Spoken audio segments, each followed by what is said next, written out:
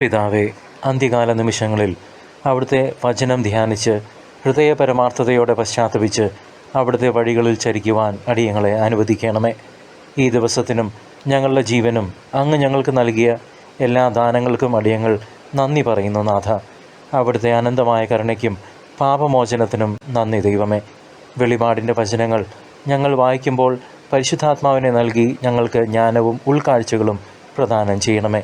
അവിടുത്തെ വചനത്തിനായി അടിയങ്ങൾ കാതോർക്കുന്നു. ഞങ്ങളിൽ വന്നു നിറയണമേ. വിശുദ്ധ യോഹന്നാന് ലഭിച്ച വെളിപാട് അധ്യായം 8. 7-ാം മുദ്ര ധൂപകലശം. അവൻ 7-ാമത്തെ മുദ്ര പൊട്ടിച്ചപ്പോൾ അരമണിക്കൂറോളം സ്വർഗത്തിൽ നിശബ്ദതയുണ്ടായി. ദൈവസന്നിധിയിൽ നിന്നിരുന്ന 7 ദൂതന്മാരെ ഞാൻ കണ്ടു. അവർക്ക് 7 കാഹളങ്ങൾ നൽകപ്പെട്ടു. മറ്റൊരു ദൂതൻ സ്വർണം കൊണ്ടുള്ള ഒരു ധൂപകലശവുമായി ബലിപീഠത്തിന് മുൻപിൽ വന്നു നിന്നു. സിംഹാസനത്തിൻ്റെ മുമ്പിലുള്ള ബലിപീഠത്തിന്മേൽ എല്ലാ വിശുദ്ധരുടെയും പ്രാർത്ഥനയോടൊപ്പം അർപ്പിക്കാനായി ധാരാളം പരിമളദ്രവ്യം അവന് നൽകപ്പെട്ടു. ദൂതൻ്റെ കയ്യിൽ നിന്ന് പരിമളദ്രവ്യങ്ങളുടെ ധൂപം വിശുദ്ധരുടെ പ്രാർത്ഥനകളോടൊപ്പം ദൈവസന്നിധിയിലേക്ക് ഉയർന്നു. ദൂതൻ ധൂപകലശം എടുത്ത് ബലിപീഠത്തിലെ അഗ്നി കൊണ്ട് നിറച്ച് ഭൂമിയിലേക്ക് എറിഞ്ഞു. അപ്പോൾ ഇടിമുഴക്കങ്ങളും ഉച്ചഘോഷങ്ങളും മിന്നൽ പിണരുകളും ഭൂമി കുലുക്കവും ഉണ്ടായി. 4 കാഹളങ്ങൾ. 7 കാഹളങ്ങൾ പിടിച്ചിരുന്ന 7 ദൂതന്മാർ അവ ഊതാൻ തയ്യാറായി. 1-ാമൻ കാഹളം മുഴക്കി. അപ്പോൾ രക്തം കലർന്ന തീയും കന്മഴയും ഉണ്ടായി. അത് ഭൂമിയിൽ പതിച്ചു. ഭൂമിയുടെ 1/3 ഭാഗം വെന്തെരിഞ്ഞു. വൃക്ഷങ്ങളിൽ 1/3 കത്തിച്ചാമ്പലായി. പച്ചപ്പുല്ല് മുഴുവനും കത്തിയെരിഞ്ഞുപോയി. 2-ാമത്തെ ദൂതൻ കാഹളം മുഴക്കി. തീ പിടിച്ച് വലിയ മല പോലെ എന്തോ ഒന്ന് കടലിലേക്ക് എറിയപ്പെട്ടു. അപ്പോൾ കടലിൻ്റെ 1/3 രക്തമായി. കടലിലെ ജീവജാലങ്ങളിൽ 1/3 ചത്തുപോയി. 1/3 ഭാഗം കപ്പലുകളും നശിപ്പിക്കപ്പെട്ടു. 3-ാമത്തെ ദൂതൻ കാഹളം മുഴക്കി. അപ്പോൾ പന്തം പോലെ കത്തുന്ന ഒരു വലിയ നക്ഷത്രം ആകാശത്ത് നിന്ന് അടർന്ന് നദികളുടെ 1/3 നീരുറവകളിന്മേലും പതിച്ചു. ആ നക്ഷത്രത്തിൻ്റെ പേര് തിക്തകം. അത് വീണപ്പോൾ ജലത്തിൻ്റെ 1/3 തിക്തകമായി. ഈ ജലത്താൽ അനേകം പേർ മൃതിയടഞ്ഞു, കാരണം അത് കയ്പുള്ളതാക്കപ്പെട്ടിരുന്നു. 4-ാമത്തെ ദൂതൻ കാഹളം മുഴക്കി. അപ്പോൾ സൂര്യൻ്റെ 1/3 ചന്ദ്രൻ്റെ 1/3 നക്ഷത്രങ്ങളുടെ 1/3 തകർക്കപ്പെട്ടു. തന്മൂലം അവയുടെ 1/3 ഇരുണ്ടുപോയി. പകലിൻ്റെ 1/3 ഇരുണ്ടുപോയി. അതുപോലെ തന്നെ രാത്രിയുടെ 1/3. പിന്നെ മധ്യാകാശത്തിൽ പറക്കുന്ന ഒരു കഴുകനെ ഞാൻ കണ്ടു. വലിയ സ്വരത്തിൽ അത് ഇങ്ങനെ വിളിച്ചു പറയുന്നതും കേട്ടു.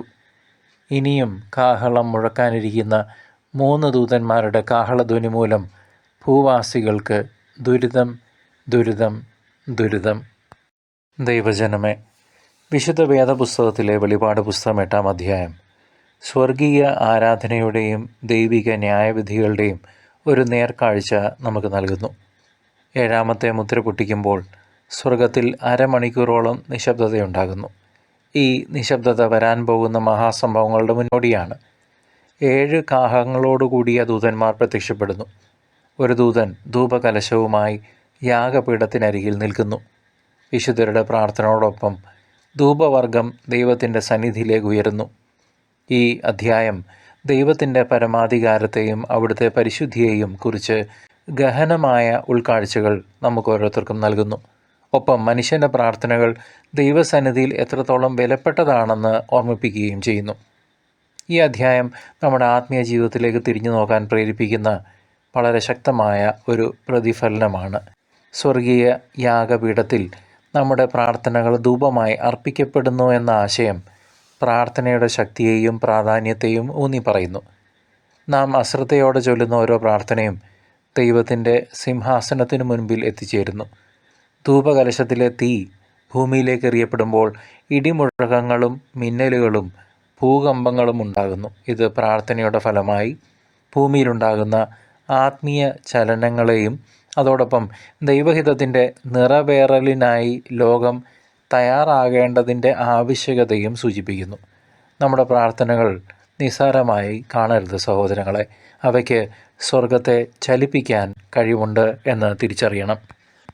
വെളിപാട് 8-ാം അധ്യായത്തിൽ നിന്ന് നമുക്ക് പഠിക്കാൻ കഴിയുന്ന പ്രധാന പാഠം ദൈവത്തിൻ്റെ ന്യായവിധികൾ കൃത്യസമയത്ത് നിറവേറപ്പെടുമെന്നതാണ്. കാഹളങ്ങൾ ഓരോന്നായി മുഴങ്ങുമ്പോൾ ഭൂമിയുടെയും കടലിൻ്റെയും നദികളുടെയും ആകാശഗോളങ്ങളുടെയും 1/3 ഭാഗങ്ങൾ നശിക്കുന്നു. ഇത് പാപത്തിൻ്റെ അനന്തരഫലങ്ങളെയും ദൈവികമായ ഇടപെടലുകളെയും കുറിച്ച് നമുക്ക് മുന്നറിയിപ്പ് നൽകുന്നു. ദൈവത്തിൻ്റെ കരുണ അനന്തമാണെങ്കിലും അവിടുത്തെ നീതിയും ന്യായവിധിയും തള്ളിക്കളയാൻ നമുക്കാവില്ല. അതിനാൽ പാപജീവിതം നമുക്ക് ഇപ്പോൾ തന്നെ ഉപേക്ഷിച്ച് ദൈവകൽപ്പനകൾ അനുസരിച്ച് ജീവിക്കാൻ പഠിക്കണം. ഓരോ കാഹളധ്വനിയും മാനസാന്തരത്തിനുള്ള ഒരവസരം കൂടിയാണ്. സഹോദരങ്ങളെ, ഇന്ന് നാം ജീവിക്കുന്ന ലോക സാഹചര്യങ്ങളുമായി ഈ അധ്യായം അങ്ങേയറ്റം ബന്ധപ്പെട്ടിരിക്കുന്നു. കാലാവസ്ഥാ വ്യതിയാനങ്ങളും പ്രകൃതി ദുരന്തങ്ങളും പകർച്ചവ്യാധികളും ലോകത്തെ ഗ്രസിക്കുമ്പോൾ വെളിപാട് പുസ്തകത്തിലെ വിവരണങ്ങൾ ഒരു പ്രവചന സ്വഭാവം കൈക്കൊള്ളുന്നുണ്ട്. കാഹളങ്ങൾ മുഴങ്ങുമ്പോൾ ഉണ്ടാകുന്ന നാശനഷ്ടങ്ങൾ മനുഷ്യൻ പ്രകൃതിയോട് ചെയ്യുന്ന പാപങ്ങളുടെയും ദൈവത്തിൽ നിന്നകന്ന് ജീവിക്കുന്നതിൻ്റെയും പര്യവസാനമായി നമുക്ക് കാണാം. ലോകം ഇന്ന് നേരിടുന്ന പല പ്രതിസന്ധികളും ദൈവത്തിൻ്റെ അന്തിമ വിധികൾക്ക് മുന്നോടിയായുള്ള മുന്നറിയിപ്പുകളുമായി നമുക്ക് വ്യാഖ്യാനിച്ചെടുക്കാം. ഇത് ലോകത്തിൻ്റെ അന്ത്യത്തെക്കുറിച്ചുള്ള ഭയത്തേക്കാൾ ദൈവത്തിലേക്ക് തിരിയാനുള്ള ആഹ്വാനമായി നാം ഓരോരുത്തരും സ്വീകരിക്കണം. ഈ വെളിപാടുകൾ പഴയ നിയമത്തിലെ പ്രവചനങ്ങളുമായി അഭേദ്യമായി ബന്ധപ്പെട്ടിരിക്കുന്നു. 7 കാഹളങ്ങളെക്കുറിച്ചുള്ള പരാമർശം ഇസ്രായേൽ ജനം ജെറീക്കോ കോട്ടയെ തകർക്കാൻ 7 കാഹളങ്ങൾ ഉപയോഗിച്ച സംഭവത്തെ അനുസ്മരിപ്പിക്കുന്നു. ഇത് ദൈവത്തിൻ്റെ ശക്തിയുടെയും അവിടുത്തെ പദ്ധതികളുടെയും പൂർണ്ണതയെ കാണിക്കുന്നു. പഴയ നിയമത്തിലെ പല പ്രവാചകന്മാരും, പ്രത്യേകിച്ച് ഏശയ്യായും ജെറമിയായും, ദൈവത്തിൻ്റെ ന്യായവിധികളെക്കുറിച്ചും ലോകാവസാനത്തെക്കുറിച്ചും പ്രവചിച്ചിട്ടുണ്ട്. വെളിപാട് 8 ഈ പ്രവചനങ്ങളുടെ എല്ലാം സമാഹരണവും പുതിയ നിയമകാലത്തെ സഭയ്ക്കുള്ള വെളിപാടുമാണ്. ദൈവത്തിൻ്റെ ന്യായം പഴയതും പുതിയതുമായ നിയമങ്ങളിലെല്ലാം ഒരുപോലെ നിലനിൽക്കുന്നു എന്ന് നാം തിരിച്ചറിയണം.